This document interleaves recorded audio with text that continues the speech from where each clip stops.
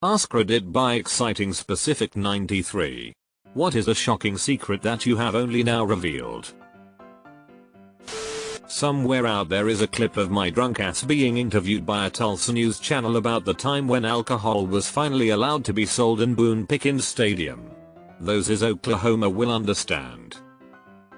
Not my proudest college moment tbh. Beer kills. Duck Hunt is 2-player. A controller in port 2 controls the ducks. World shattering. I should have known. I shit my pants in 4th grade, tried to wash my underwear in the sink at home. Wasn't able to fully clean them, so I threw them in my closet because I was scared someone would find them in the trash.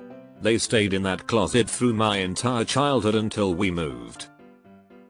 It's almost bedtime for me, and my goodness, I just wanted to thank you for providing me with the first quality gut laugh of the day. When I was a small child, I lived in a household with 2 other siblings. One day we had leftover pork chops in the fridge, and for some reason I had an overwhelming impulse to take a big chomp out of one.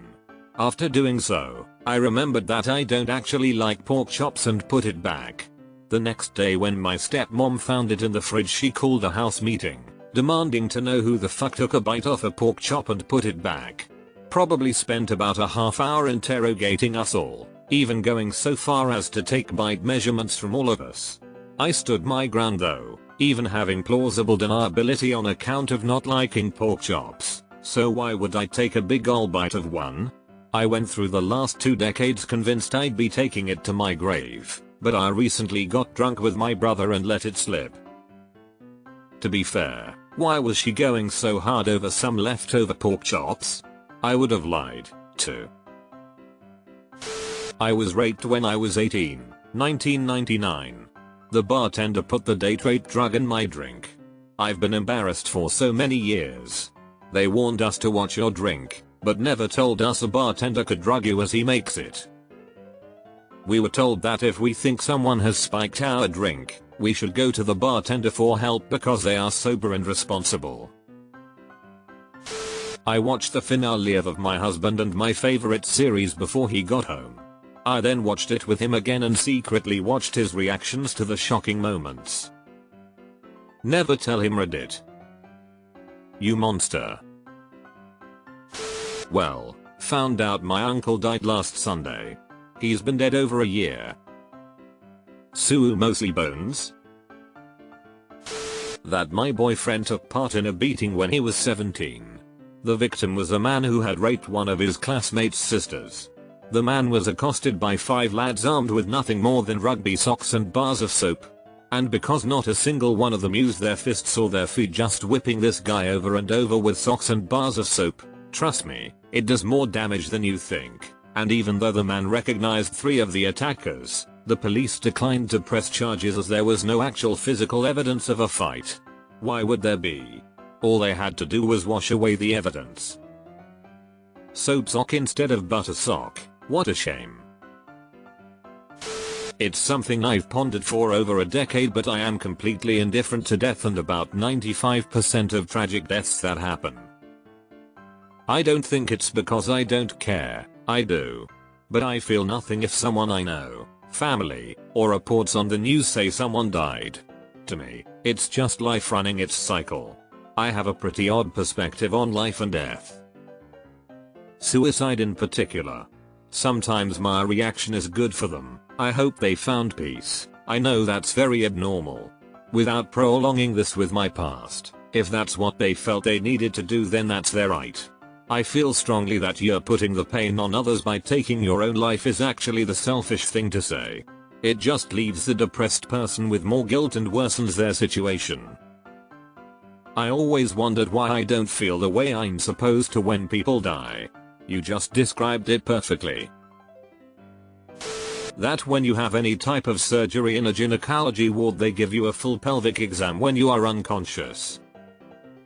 And if you say yes to having medical students in the theater, they queue up and practice learn to do pelvic exams on you while unconscious. This is in no paperwork, and is not discussed beforehand. My gynecologist said when I asked if it was true, "What did you think we did in gynecology?" My answer, "I didn't think you would give pelvic exams to non-consenting unconscious women." There are several states that have passed laws banning this now. When I was a kid, I used to taste my own snot, haha. That's not really a secret. Every kid does. Nobody knew when I crippled my back from a work accident that's what happened to me. Months went by of me not showing up to any functions and I was forced to quit work. None of my friends noticed my absence or asked about me. Only my immediate family knew and only 2 other people asked about me without knowing what had happened. It was crazy, finding out who my friends really were. Then I stupidly answered a friend's text asking about me, not realizing it was a group chat of 17 people.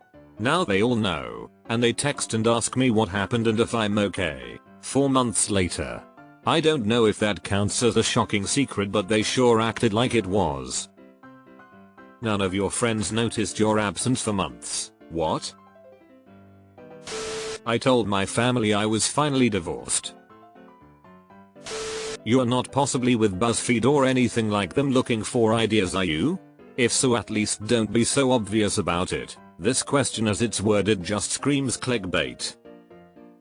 Whatever, they'll just cobble some shit together based on whatever anyways. My grandfather's grandmother was white. My nana's grandmother was Chinese. And my dad's great-grandfather was Cherokee. Some asshole in middle school used to make fun of me because he had darker skin than me, said he was more black than me. He was right. Soylent Green is people. What's Soylent Green? I've killed numerous people while deployed to Afghanistan. I didn't pull the trigger, but my work led to their deaths. I was an intel analyst during the Gulf War, and my work also made indirect contributions to hundreds of deaths. Please, go talk to a good therapist about this. It will help so much, and also file a claim with the VA. I am receiving 70% disability now for my PTSD, and it helps paying for my therapy.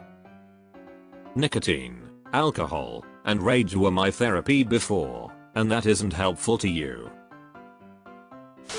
TW, self-harm.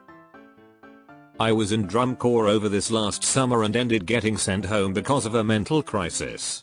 After I had been home for only 2 days, my now ex breaks up with me, but what I didn't know was that he was sleeping with another guy on the bus. Also, it came out that the directors got together to figure out what to do with me and said he needs to be sent home so he doesn't die and ruin our season. I am still beyond disgusted with this corps to this day and will spend the rest of my life hating them and all of the people that were there that day. Name em and shame em.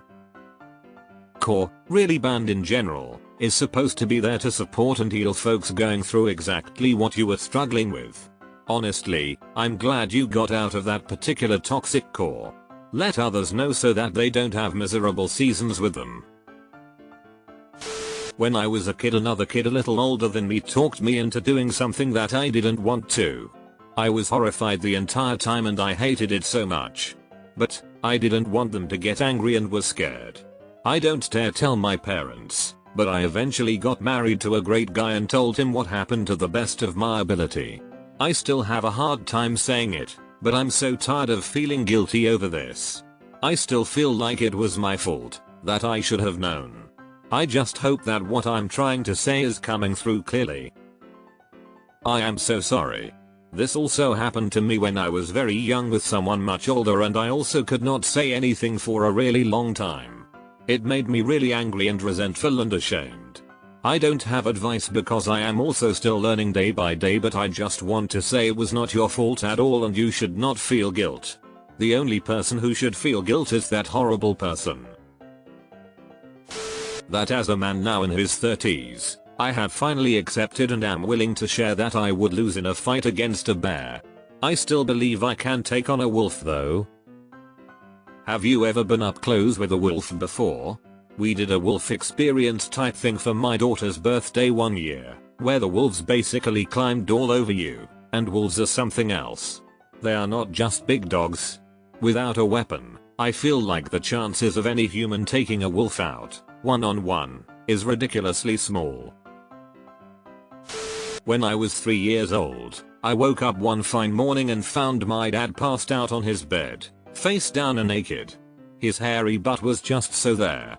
I decided to drop a penny down his crack. It's one of my first memories.